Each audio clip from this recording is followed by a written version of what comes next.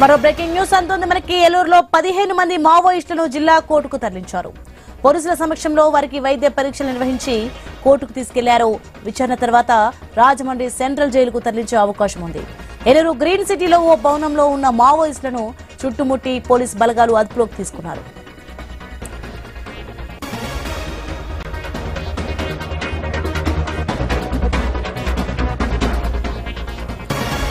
ఏలూరులో 15 మంది మావోయిస్టులను జిల్లా కోర్టుకు తరలించారు. పోలీసుల సమక్షంలో వారికి వైద్య పరీక్షలు నిర్వహించి కోర్టుకు తీసుకెళ్లారు. విచారణ తర్వాత రాజమండ్రి సెంట్రల్ జైలుకు తరలించే అవకాశం ఉంది. ఇక ఏలూరు గ్రీన్ సిటీలో ఓ భవనంలో ఉన్న మావోయిస్టులను చుట్టుముట్టి పోలీస్ బలగాలు అదుపులోకి తీసుకున్నారు. రెడ్డికి అంశానికి సంబంధించి మరిన్ని వివరాలు మా ప్రతినిధి భార్గవ్ ఫోన్ లైన్ లో అందిస్తారు. ఎస్ భార్గవ్.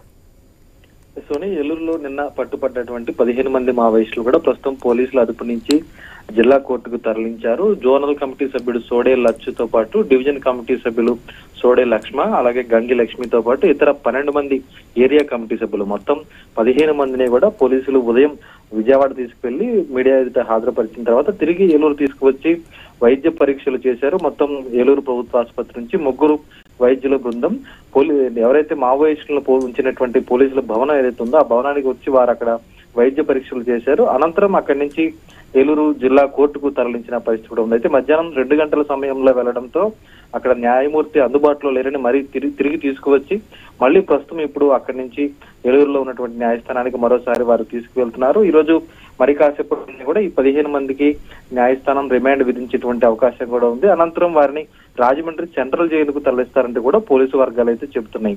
ఏలూరులో ఉన్నటువంటి సబ్ జైల్లో కాకుండా పూర్తి భద్రత ఉండేటువంటి రాజమండ్రి సెంట్రల్ జైలుకి వీరందరినీ కూడా తరలిస్తాం. ఆ తర్వాత కస్టడీకి తీసుకోవడం అనేది పోలీసు ఉన్నతాధికారుల ఆదేశాల మేరకు ఉంటుందంటూ కూడా పోలీసు వర్గాలు అయితే ప్రస్తుతం స్పష్టం చేస్తున్నాయి. మొత్తానికి హిడ్మాతో సంబంధించినటువంటి బృందం అందరినీ కూడా ఒక్కొక్కరిని పట్టుకుంటున్నటువంటి పోలీసులు ఇంకా ఏజెన్సీ ప్రాంతంలో పోలవరం ప్రాజెక్టు ప్రాంతంలో కూడా గాలింపు చర్యలు ముమ్మరం చేశారని కూడా చెప్పుకోవచ్చు.